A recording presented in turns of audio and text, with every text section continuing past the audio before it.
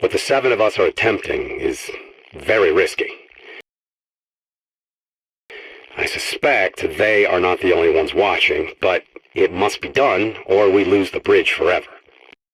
I speculate that no one calculated the formation of the island, that interdimensional matter collisions would resolve rather than push. Now that I witnessed it firsthand, it's obvious that pinching alone made it inevitable. When I hear this again, will it help me remember? Or once looped, will I be just as muted as the others? No matter, it seems the lengthy precautions worked. The galactic theorem was a success.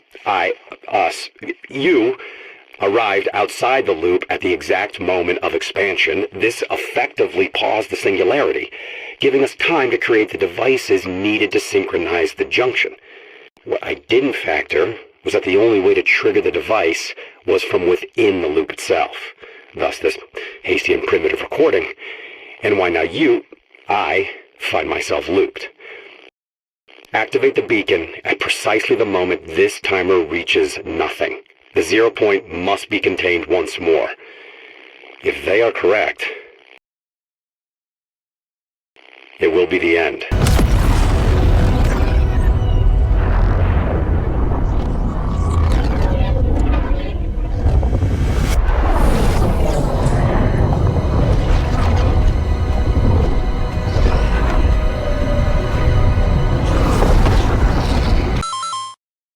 Hold on, this is too forward. Let's rewind the clock real quick and discuss how we got here.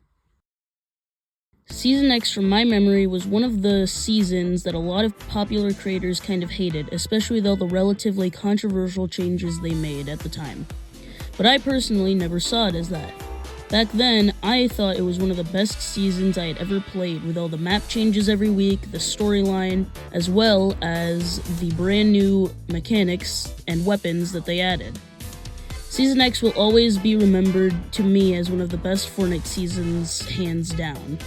And today, I want to get into why I have always loved it, and as well as give a general retrospective on the entire season. But before we do that, we need to rewind the clock a little bit to the end of Season 9. At the end of Season 9, the Polar Peak monster emerged from the ocean and tried breaking into the vault at Loot Lake to try to steal the 0 point. But the Mecha Team leader defeated it and eventually took down the monster. But before it could do that, it personally had to break open the vault and grab the 0 point, using its energy to finally do the final blow to the monster.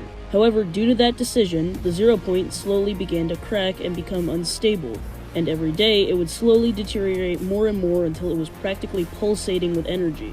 And at the start of Season X, it finally exploded. The season began with Dusty Depot as well as the factories nearby finally returning after the meteor destroyed them back in Season 4.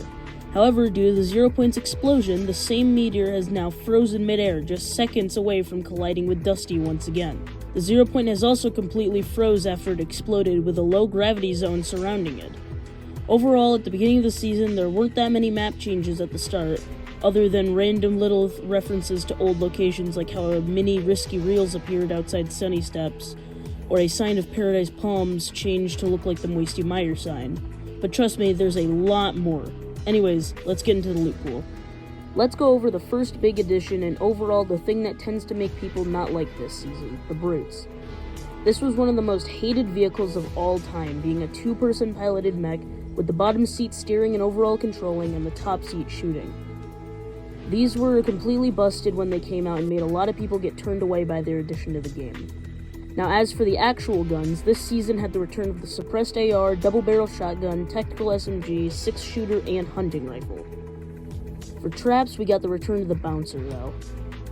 As for new items and guns, we got the automatic sniper, zapper trap, the junk rift, the shield bubble, some Batman items such as the explosive batarang and the Batman grappler, the spicy taco, and a glitched forageable. Those last 4 only being able to be acquired at a future location when they were released. Honestly, there wasn't that many new guns compared to the other items, but it was nice to get a new sniper, I guess. Now, let's get over the biggest part of the season right next to the storyline, the new map changes that happened every week. Like I mentioned earlier, the only big map changes at the beginning were Dusty and the Meteor. But by August 6th, Map changes were plentiful afterwards. On that day, Neo-Tilted was turned into an old Western-style town called Tilted Town, but the aesthetic wasn't the only new detail about it. Tilted Town had also vaulted building and breaking in the area, basically making it into an early Zero build place. And then, just a week later on August 14th, the Mega Mall was changed back into Retail Row, only now the Cube zombies from Season 6 would spawn here. Yeah, after a few days, nobody went there anymore. The other map changes to know were that at the hill he spawned on and at Loot Lake where he died, memorials for Kevin were added. Oh, and I guess the World Cup winners got trophies put in Lucky Landing and Happy Hamlet, but nobody really cares about that anyways. Anyways, the following week, the soccer stadium west of Tilted just disappeared and became a dig site-like area, with the glitched forageables spawning here as well as the junk rift being brought into the game. Then, on August 27th, one of the biggest collabs in Chapter 1 happened. At the Pueblo and Truckers Oasis gas station were changed to Pandora from the Borderlands games franchise, with the Psycho Bandit becoming a skin to go with the collab. A few days later, on September 3rd, Kevin's Floating Island came back, now featuring items that got rifted away back in Season 4, and the motel itself was now combined with the Loot Lake house on top. Over the next few weeks, he would slowly travel around the map just like he did before, only now he didn't collect energy from the rune spots or go to Loot Lake.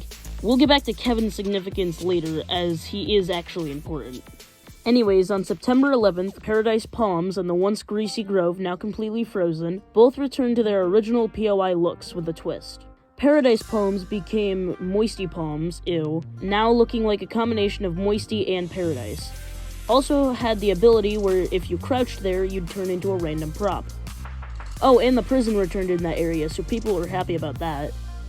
Now, Greasy Grove actually just returned to its original state, but now the Durr Burger restaurant was changed to a taco one. And every 45 seconds, everyone would start emoting like they were under the effect of a boogie bomb. Fucking taco time! Oh, also Pandora is gone now and returned back to its original state. Then it happened. To coincide with the 80th anniversary, Batman and Gotham City came to the game, replacing Tilted Town, with the new gimmick being that glider redeploy was added to the area.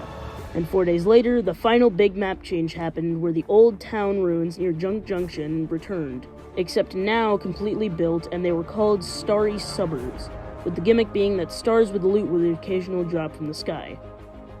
And that was about it for new POIs.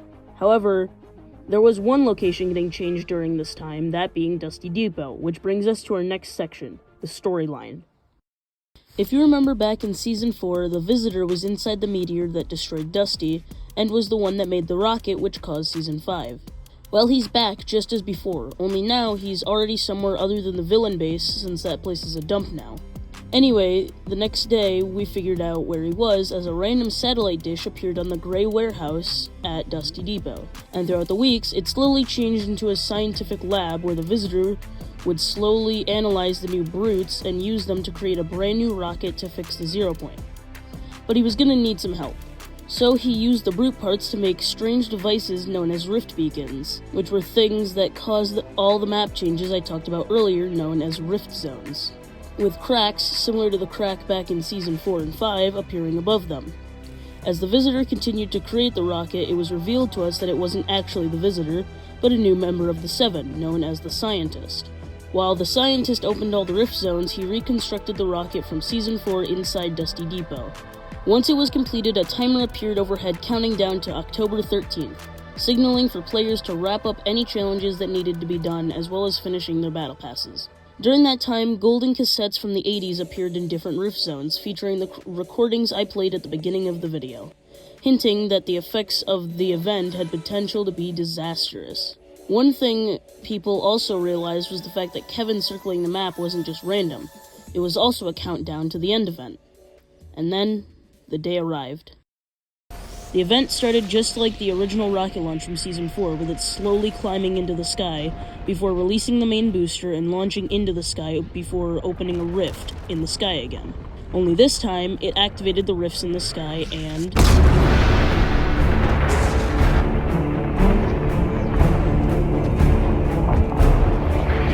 the rocket re-emerged from the rift above Greasy and flew right past Dusty before opening another one.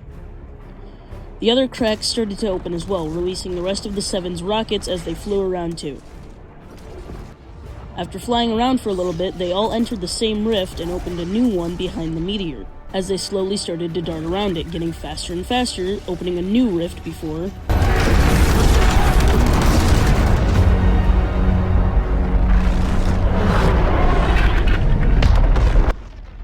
it was gone. Nobody knew what happened until they heard it. One final rift opening in the sky.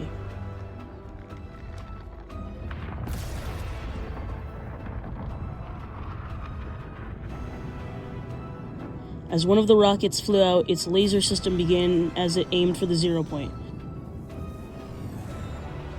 before charging into it, causing the time bubble around it to crack and leak energy.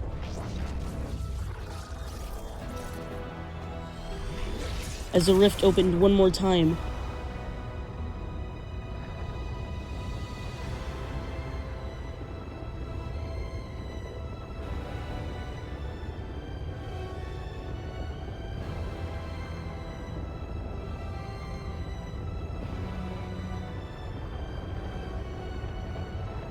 and the other 6 rockets flew out, guiding the meteor into the bubble.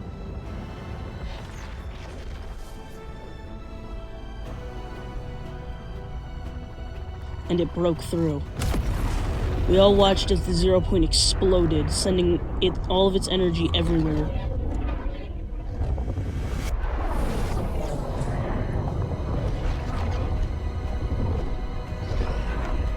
Before it began to collapse in on itself, sucking everyone in before finally...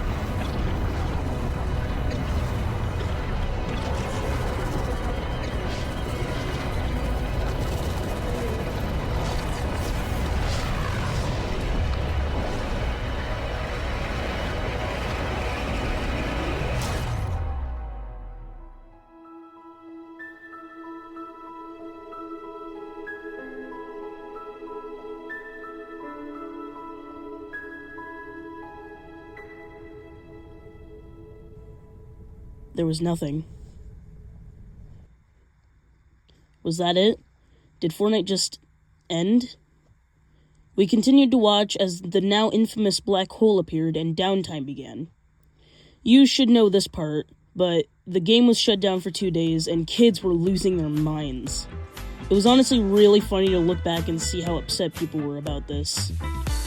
But obviously, the black hole didn't stay forever, as a new story was just getting ready to start. But that is a video for another day. Hello everyone, thank you so much for watching the video. As you can tell, this is what type of video that I've been wanting to do for a while, I just haven't had the chance to finish it.